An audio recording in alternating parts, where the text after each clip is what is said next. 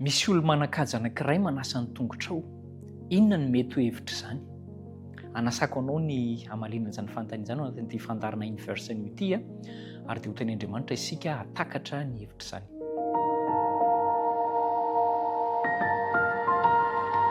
Miarabanao ampitsikina hatrany ary mankasitraka satria misafidy tsara ianao, misafidy ianao ny tsara ihany koa. Andinika lohahevitra indray isika ao anatin'ity herinandro faharoa ity izay miresaka momba ny hoe ilay fiaraha-misakafo farany.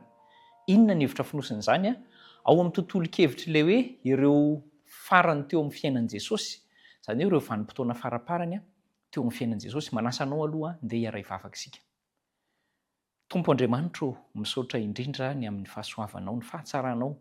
Mbola sitraka ao zahay hatakatra misimisy kokoa ny amin'ny drafitry ny fanavotana sy ny fomba fitondrana anay olombelona ary ny takinao aminay. Mangataka famindram-po zahay mba nisitraka ao no ekena ary izay kosa mba ho avela ny elokay.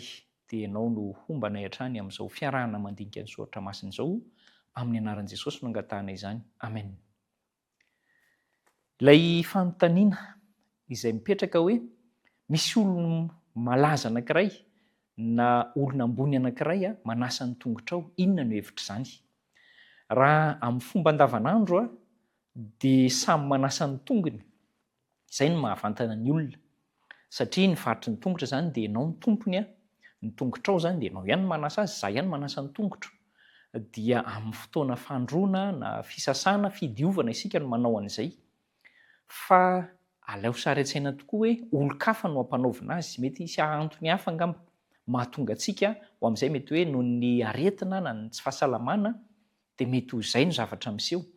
Fa ity anankiray ity tokoa, raha efa nandalo tamina fiangonana, nanao an'izay fanao anankiray hafa kely izay ianao dia ho gaga nahita hoe toa olona hafa manasa ny tongotry ny olona hafa. Inona ry ny hevitra izany? Ary asaina mihitsy ianao raha mbola tsy nahita an'izay fanao izay mba handinika akaiky ny soratra masina fa ao ihany manambara an'izany.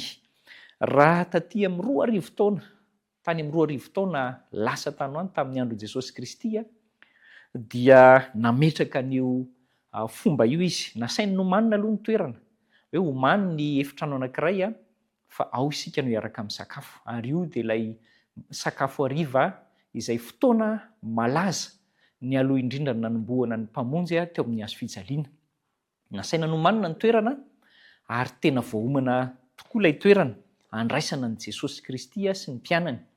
Ny zavatra niseho tamin'io nandroso tao amin'ilay toerana ireto mpianatra eto niaraka tamin'ny Kristy, ilay mpampianatra azy. Mangina ilay toerana ary milamina tsara izany, tsy misy tabataba, tsy misy fanelingelenana. Rehefa tonga tao anatin'izany hevitra izany dia nangingina ny rehetra, niandry ny zavatra iseho. Inona ry no iseho?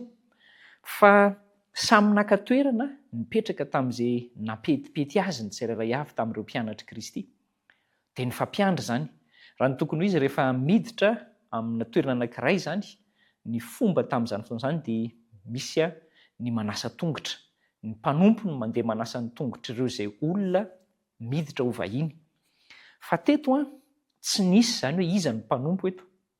Ary teo amin'izay fifampiandrasana izay sy ataontsika hoe fifanilana sy tsy mbola fahatsiarovan-tsaina izay no nitsangana ilay tompon'ny tompo, ilay mpanjakan'ny lanitra, nanompo tamin'ny alalan'ny fanasana ny tongotra.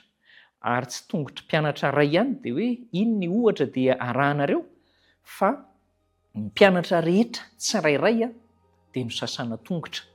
Izay ilay izy.